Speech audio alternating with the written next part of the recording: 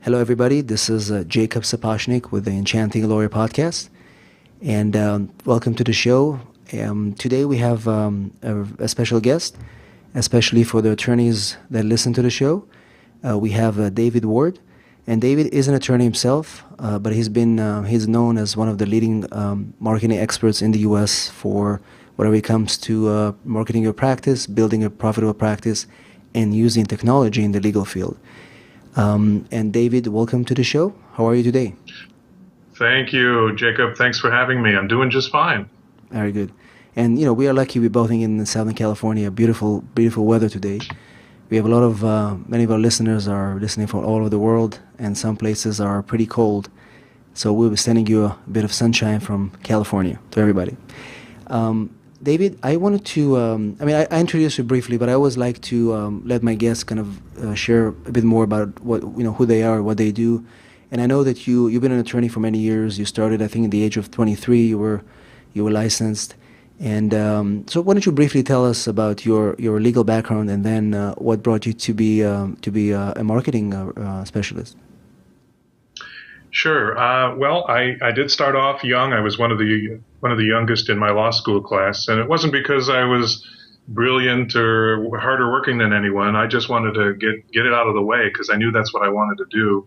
And so I graduated early, and shortly thereafter opened my own doors. I didn't think anybody would hire me, and I don't know that I would be a good employee anyway. I've always been kind of independent that way. For the attorneys that are listening, you understand how difficult it is to start from scratch when you've got no experience and no contacts. And so the first the first 5 years were really, really difficult. And it was day to day, meal to meal, literally. And I finally figured out a few things that worked and started bringing in some business.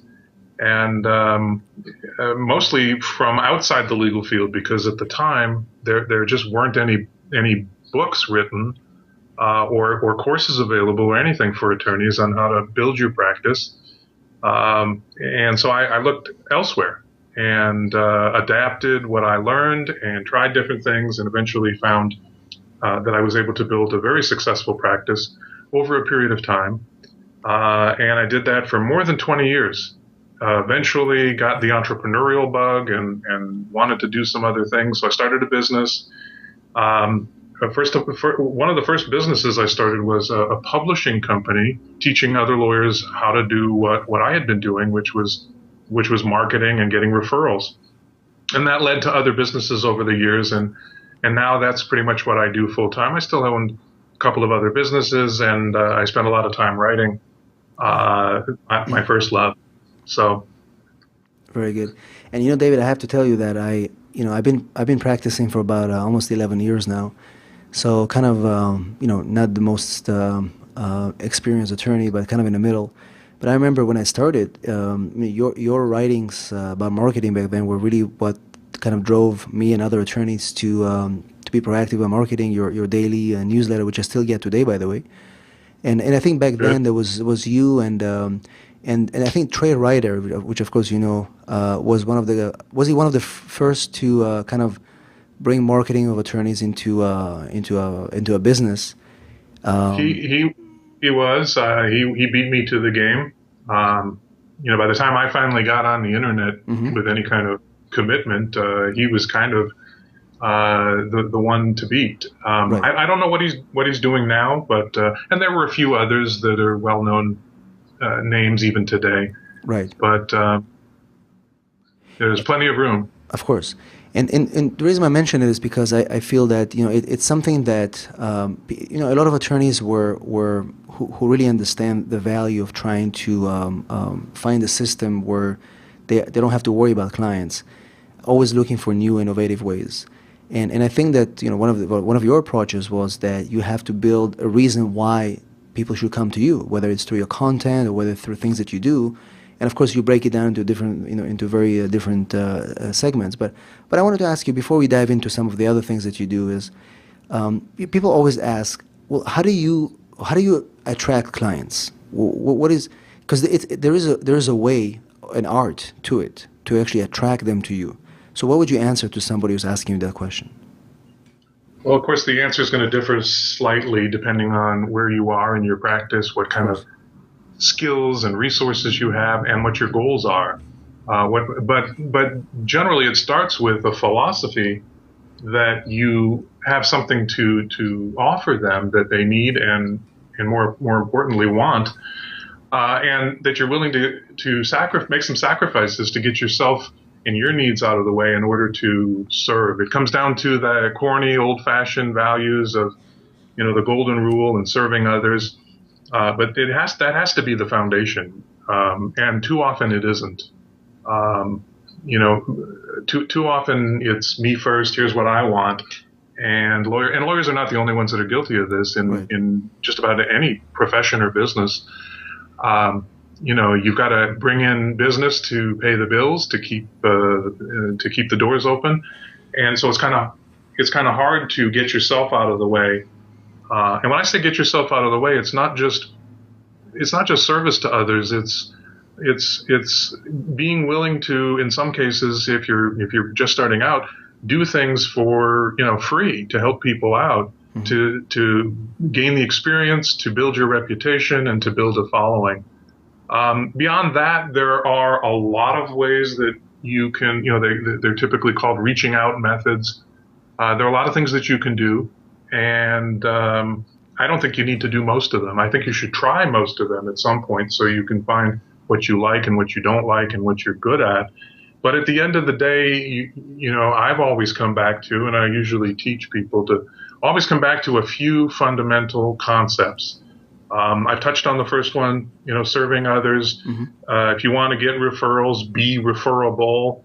And that's the foundation. That's number one. Number two, you got to build a list. And you know that, I know that, and a lot of people, a lot of attorneys are catching on to that, but most of them don't. And they, even when you tell them, they stubbornly refuse to do it, or they don't understand the power that's available to them by having that list. So that would be the second thing that I would suggest, unless they don't have a website. And a lot of attorneys, believe it or not, either don't have any website or any web presence at all today, Right. or it's very ineffective. Right.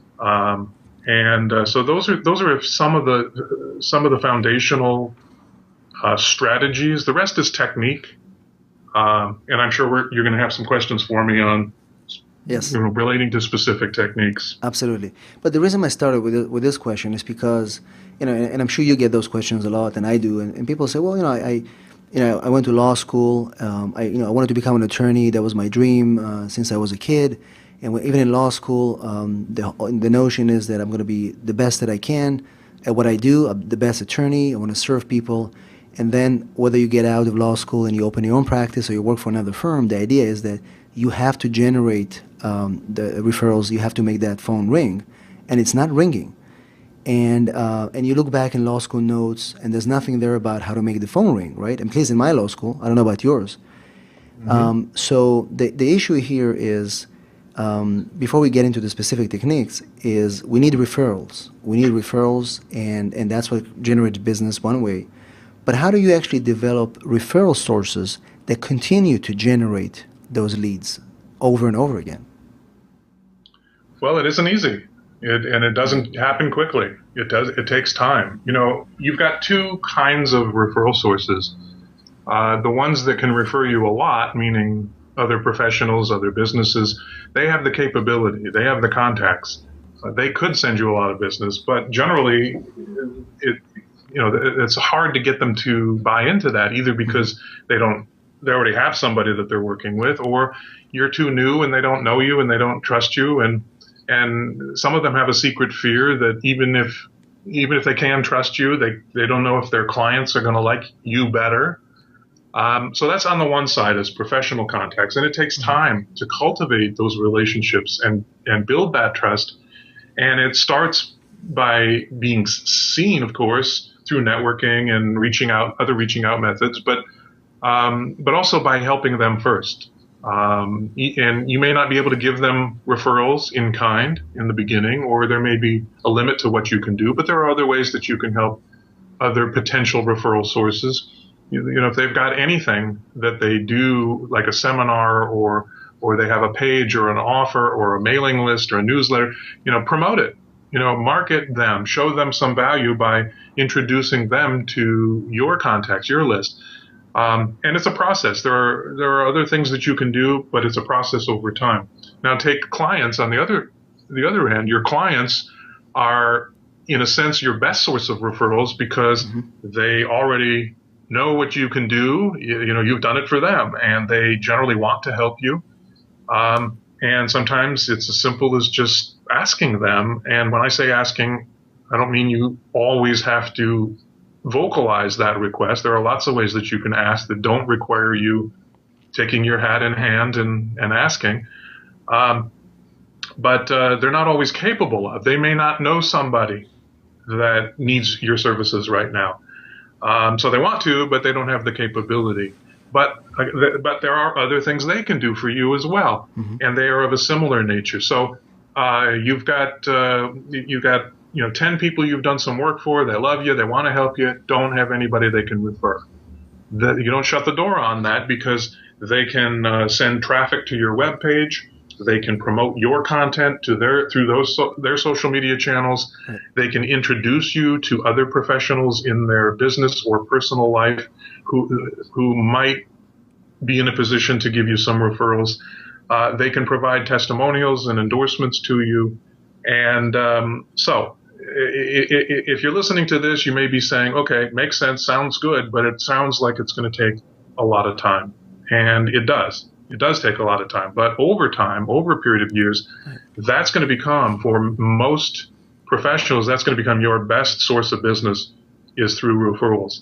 What do you do in the meantime if you're hungry and you want to generate some business immediately? You can't expect that it's going to be referrals. If they come, that's great. But you're working towards a position or towards a time when most of your business comes from repeat business and referrals. And I think of my dad's experience. He was an attorney, actually still is,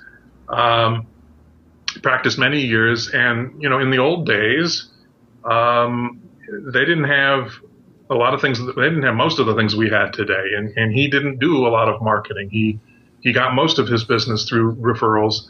He did a little networking, a little speaking, and maybe some writing from time to time, but mostly it was the relationships that he had built that blossomed over a period of time. But he put in the dues. He put in the time in order to get there. Right. Today, we're fortunate. Today, we can do a lot of things that don't take a lot of time, primarily through the internet, but not only, to generate traffic, to build a list, and to start getting some business in. So I would look at referrals down the road. And, maybe it took me 5 years to get to that point. It may take a brand new attorney or somebody who's just positioning themselves to do some marketing, may be able to do it in 1 or 2. But that's a process over time. But trust me, it's worth it because when referrals are the best kind of business to get, and not just economically and for your ego, but referred clients tend to be better clients because they come to you pre-sold on you. They already trust you. They're going to ask fewer questions. They're going to cause fewer problems down the road. And they themselves are also more likely to refer people because that's how they found you themselves. So it's definitely worth the effort. In fact, I'm writing a new course on referral marketing for professionals. And so I'm kind of going through this again. As you know, the first course that I launched, probably close to 20 years ago, was on referral marketing. It's an evergreen subject, right? The internet, absolutely. The latest app of the day and social media platform, a lot of that stuff comes and goes, but the basics of referral marketing will never change. Right, and this is the core foundation of business. People say, well, where do you get your business? Well, I rely on referrals. This is my best source. Many people say that. And like you said, it's not going to happen in a month or 2. You have to put the dues in and prove that you're worthy. Absolutely. And I totally agree on that. And for me, I mean, I see it now. I mean, after 10 years that we have, you can see the consistency of the referrals, but it takes time. One of the things that I learned from you, David, and this is something that you've been advocating for years, and this is the concept of crafting a marketing message that actually tells people why they should hire you instead of somebody else, right? And I know this concept changes all the time, but I'm curious to hear from you now in 2015. How do you do that? How do you craft a good marketing message, and what it is? What is a marketing message, first of all? I'm not going to be able to give you a short answer because sometimes it takes a lot of time and a lot of experience before you even know how to answer that question. But I can I'll give you a couple of hints. Yeah. And I'm doing a consultation next week with an attorney who he says he's never had to do a lot of marketing. Things have been good, but recently things have fallen off, and it's affecting other parts of his life. So we're going to talk next week. And one of the first things I'm going to look at and ask him about is his target market. Mm-hmm. Most attorneys, and when I say attorneys, I apply this to anybody in any kind of business or profession, are in terms of what they do and who they do it for, they are a mile wide and an inch deep. They are all things to all people. They are not focused. They're not specifically targeting or trying to attract a specific client type, an ideal client for them. And as a result, they are lumped together with 80% of the other professionals in their market who do the same thing and are essentially indistinguishable. Whereas the smart attorney is going to get very focused about not just what they do, meaning the services that they specialize in, but who they do it for, what markets they target. And they are an inch wide and a mile deep. They are the big fish in the little pond, and they can own that market. So your identifying statement, your reason why, or however you want to call it, could be as simple as who you help, who you specialize in. Mm-hmm. People will understand what you can do based on that statement. They will remember you. Oh, you're the guy that, or you're the gal that.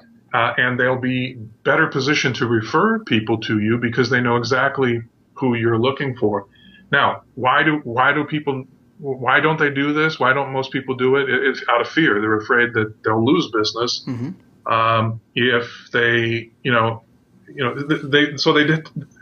attorneys in particular, they'll define themselves in terms of the legal work involved. So, let's take your field of immigration. Right. You're specialized in the services that you offer, and I'm not going to put you on the spot by asking you, but my sense is that you also specialize in the kinds of clients that you seek to represent. Mm-hmm. In your case, it's probably defined by country and by visa type, right? To a great extent. But if I was sitting down with you, I'd ask you to, if you're not already, I'd ask you to break that down even further. In terms of some kind of business background. For example, you might specialize in, and not a recommendation, just an example, you might specialize in restaurant owners that serve mm-hmm. ethnic food from certain countries that you specialize in. Mm-hmm. And what that does is it allows you to be identified with that market and well known in that market. And when people in that market think of you, they think, oh yeah, he's the immigration attorney for mm-hmm. people like me. Right. And when they think of the needs that you address, the problems that you solve, the services that you offer, they immediately think of you, and you own that market. There are other practical benefits to that. You don't have to network with people from 100 different types of businesses. You network with one or two. You don't have to read countless business journals to learn about all of your prospective clients' industries and businesses. You stay focused on what you do. You get to know the other professionals that target that market, the players in the industry, and so you can drop their names, but also sometimes they're on your client list, and a client recognizes that you're the attorney for so and so, and that's good enough for them if you're representing them. Other times they may not recognize it, but they may not know the person, but if they recognize the name, you're in. So that's the first thing that I would tell anybody listening to this. Get really focused. Get over the fear. Yes, you might lose some business if you narrowly define what you do and who you do it for. Yeah, you will lose some business, and you want to lose business. Better to own the lion's share of a smaller market that is hungry, and when they need you, you're the one that they call, rather than fighting it out with the tens of thousands, hundreds of thousands of other practitioners who all appear to be the same, the same face, the same services, all do the same thing. So give to get. Give up a part of the market in order to dominate the market that you have determined is the best for you, the most lucrative for you, the one where you speak their language, and in your case, literally, you do speak the language, right? If you were to suddenly say, well, I'm going to target the French market, now maybe you speak French as well, but it would be harder than somebody who's already speaking that language. So that would be the first thing that I would recommend in defining your reason why somebody should hire you. Most clients are not going to be able to tell, are not going to be able to know whether you're a better attorney than the next guy.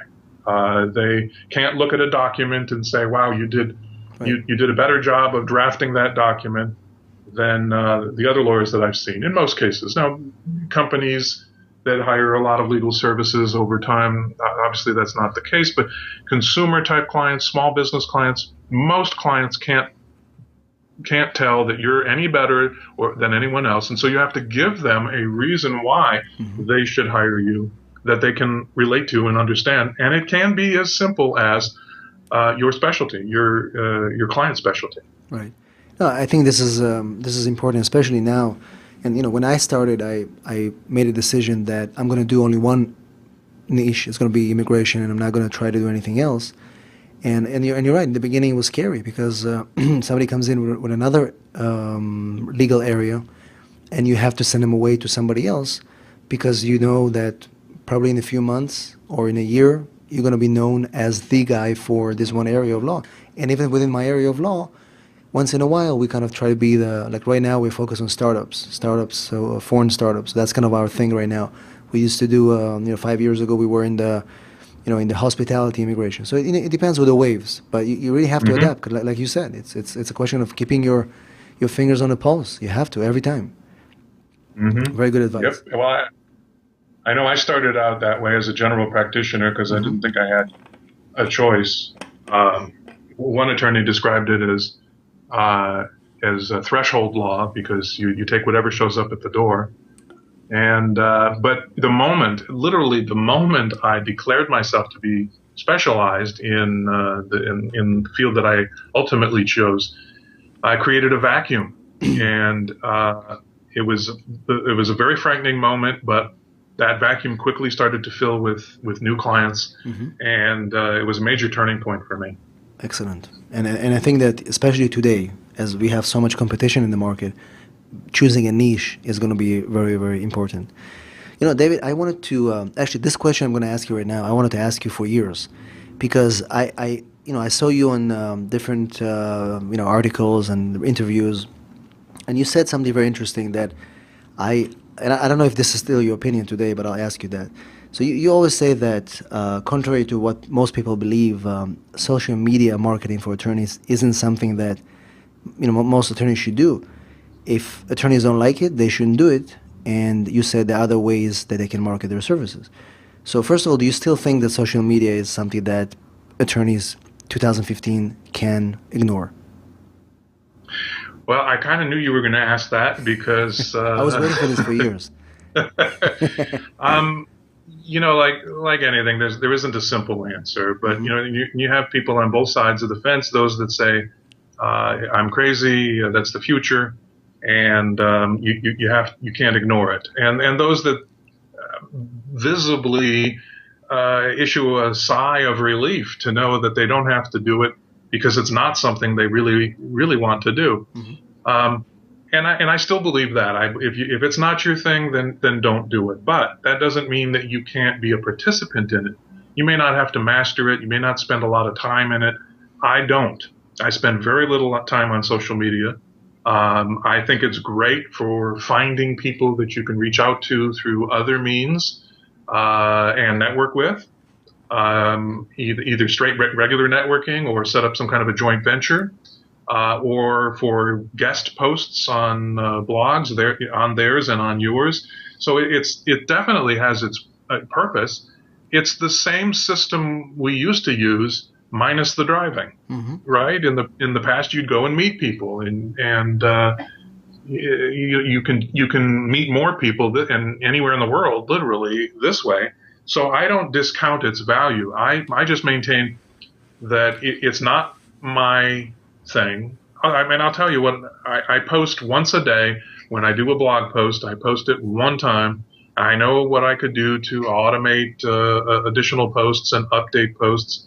I rarely post any comments on anybody else's posts. I may like someone else's, but generally I know the person, and they're showing something that I have some relationship to. I don't use it as a primary method of marketing in my business. Now, I accommodate anybody who does. I want to have lots of friends and followers who love social media and spend lots of time doing it, because they're going to take what I post, whether it's on my blog or because I've posted it through to Facebook or what have you, and they're going to share it.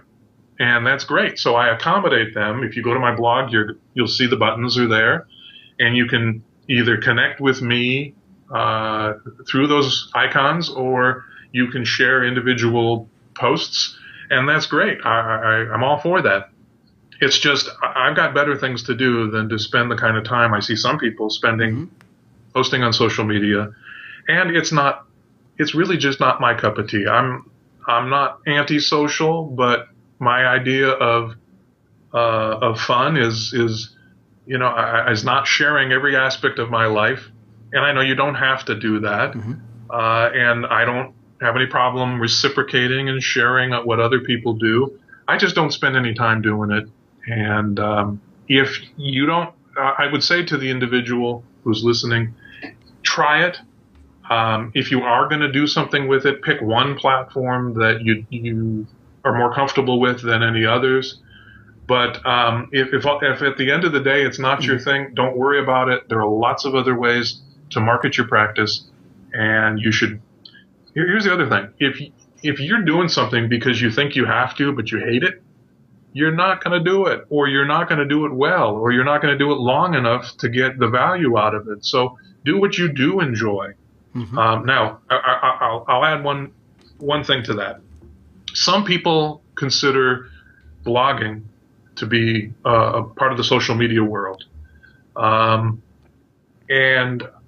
I do say I don't say that an attorney or many professionals have to be a blogger, but you should have everyone should have a website with content on it that is updated somewhat regularly. Here's the difference: if you update it frequently, and we can argue about how frequently, you're halfway to being a blogger, because that's what's going to drive traffic, is fresh content. If you don't update it that often, you still have valuable content, so that when somebody finds your website, either because you sent them there, or they were referred there, or they do happen to find you through search, they're going to see content which is going to pre-sell them on picking up the phone and calling you, because it's obvious you know what you're doing, you're helpful, you've got experience, you tell stories, they like what they read. So what I tell everyone, and I'll use the example of the attorney I'm going to talk to next week. I don't know if he has a website, or if he does, if there's any content on it, but I'm going to pound on him that whatever else he may or may not do, at least get a website with some of the appropriate components to it, one of which is 10 or 15, 20 articles or posts in your subject matter that will show the world what you can do for them, and then direct them to do it. If you don't want to update it regularly, you won't get a lot of search traffic, and that's a decision that you should be comfortable with because you're going to get traffic through other means, whatever that might be. So that's my long, short answer on social media. Right. I'm not waving a flag and saying everyone needs to do it. But listening to your answer, and in a way, I think that what you just said resonates with why when I talk to attorneys and they say, "Well, how did you do what you did on social media?" And I tell them, it's basically a choice as to what you want to do. Do you want to be able to continue doing similar things that most people do, or do you want to become different? And social media allows you to amplify who you are. You become kind of like you become like a little brand in a way. And the reason I'm saying that is because social media and the way I do it, and many others who understand how it works, we build a community around you. Of course, the downside of it is that you always have to be visible, and sometimes it's not comfortable. For example, I just came back from Thailand. I was there for 2 weeks, and I posted a lot of personal things from my trip on my business page. But those are the pictures that really resonate with my audience and got a lot of shares and likes. And those people are the ones that comment and send us messages about, can we retain your services? So in a way, with having 116,000 fans on your business page, you can have a perpetual referral system that people want to engage with you because they resonate with your brand. You know what I mean? So like you said, not everybody has to do it because it's not comfortable. But if you want to get there and you want to be able to do it, there is a way to do it, and it will deliver the results. And like I said, in my case, I wanted to build a law firm within 5 years because I didn't want to wait 20 years. And so now I have a law firm with 20 people working here, allowing me to do other things like the podcast and other things because social media allows us to build a perpetual referral and, of course, do the traditional stuff as well, right? So that's my take on social media, meaning that it does other things for people that are willing to take that path, of course. But what you've said that there have been some things that you've been uncomfortable with or may not like that much. What you didn't say is that you hate social media. And I'm not going to go that far myself, but a lot of attorneys hate it. They can't stand it. They don't want to have anything to do with it, at least insofar as sharing anything personal beyond what might otherwise be curated and carefully manicured. You know how attorneys think. There are too many questions, too many issues, too many ways to mess up. And so they don't want to have anything to do with it. In what you've described, no question that it works. You're proof that it works. I know it works for a lot of people. But I would say I don't want to be you and do what you do, but I want to have a lot of friends like you. That's kind of where I would draw the distinction. Or you're maybe, good at it. Right. Or maybe it's something like that. You like it. Yeah, of course. But in the same way, it becomes more of an addiction in a way, if you think about it. Because if somebody is asking you, well, do you like social media and what it's done to your practice?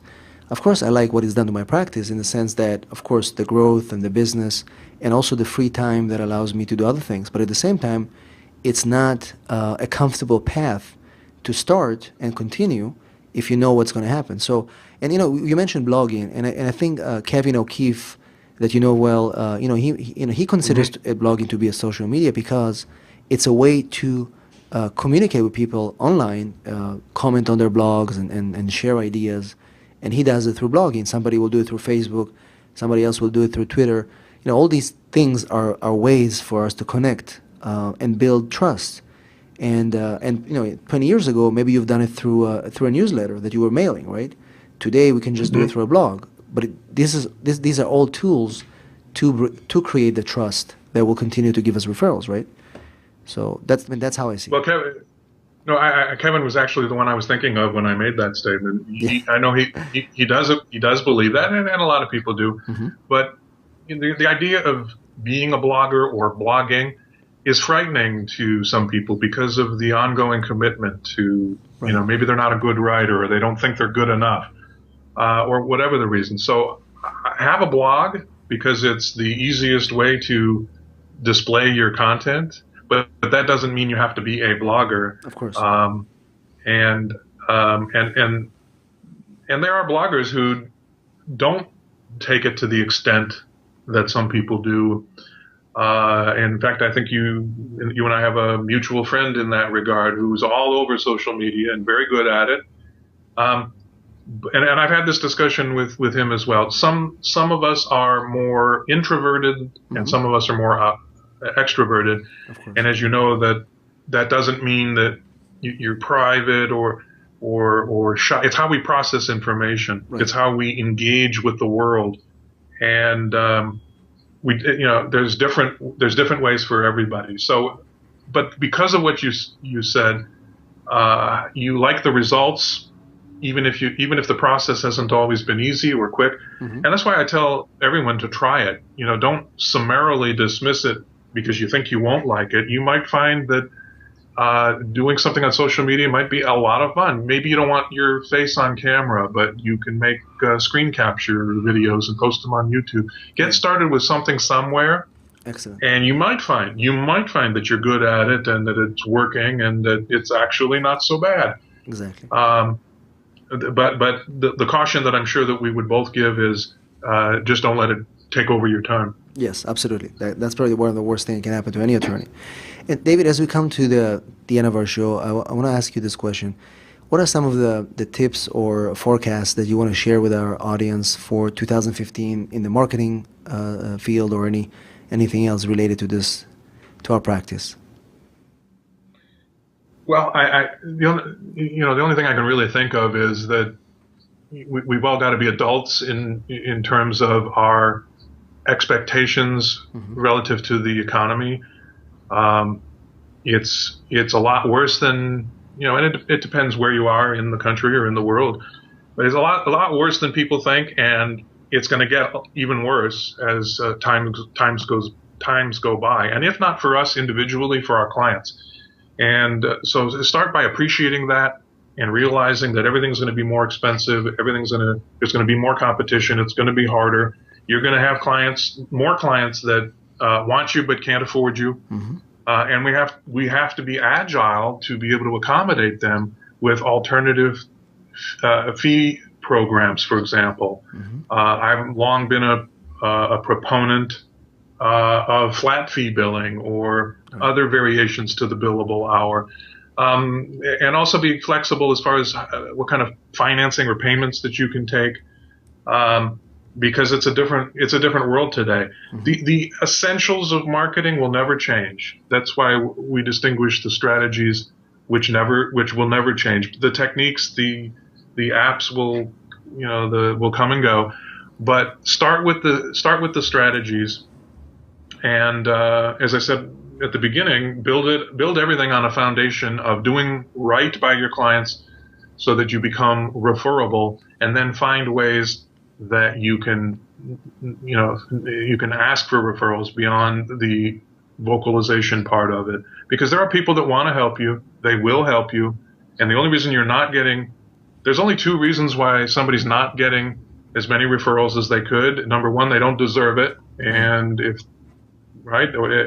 that's your situation, you gotta fix that, or you're not asking. And again, there's different ways to ask. For example, having a list is a way to ask, because every day, every week, every month, your name and presence is in front of your target market, and we're reminding them of what you can do for them or somebody that they know, and that's a way of asking, even if you're not bluntly asking for referrals. Excellent. And I will add one more thing to what you just said is be very helpful this year. Super helpful. That's really important for any attorney right now, because that's, again, will distinguish you from others, and people will remember you if you are kind and very helpful and enchanting, which is what I try to preach.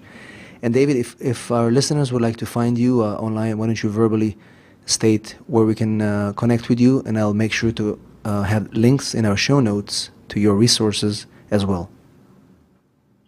Just go to attorney marketing, one word, no hyphen, attorneymarketing.com. and the blog is there. I just passed over 1,000 blog posts, Wow. so Congratulations. yeah, lots of good content material, and I've got some products for sale. But when you go there, sign up for my list so I can stay in touch with you and send you other content and other goodies. And again, the social media buttons are on there if you want to connect with me that way. That's fine. You may not hear from me that often, but I'm there. I'm there still. I'm there nevertheless. Excellent. We'll make sure to point everybody there. Thank you so much, David, for taking the time before the weekend starts. I wish you a beautiful weekend. And Thank you, sir. of course. And this is Jacob with enchantinglawyer.com. You can reach me at jacob@enchantinglawyer.com.